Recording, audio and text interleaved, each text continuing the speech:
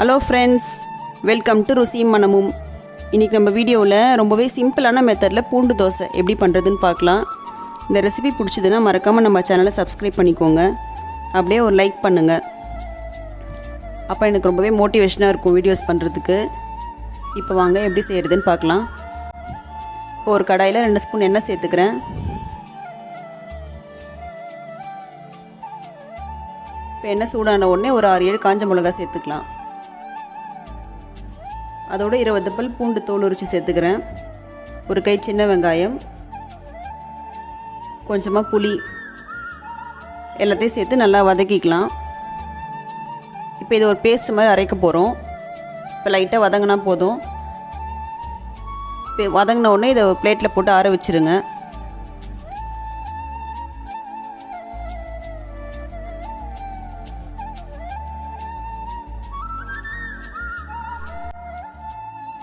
இப்போ இதை மிக்ஸி ஜாரில் சேர்த்து கொஞ்சமாக உப்பு சேர்த்துக்கோங்க. சேர்த்துட்டு நல்லா பேஸ்ட் மாதிரி அரைச்சிக்கலாம்.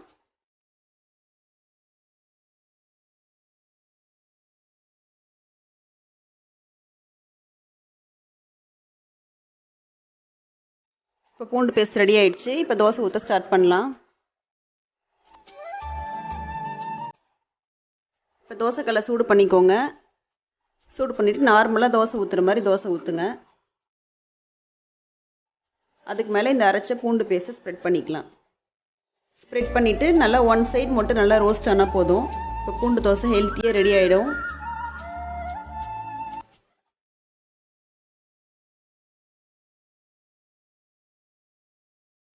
நீங்களும் உங்கள் வீட்டில் செஞ்சு பாருங்கள். இந்த ரெசிபி பிடிச்சதுன்னா மறக்காமல் ஒரு லைக் பண்ணுங்கள்.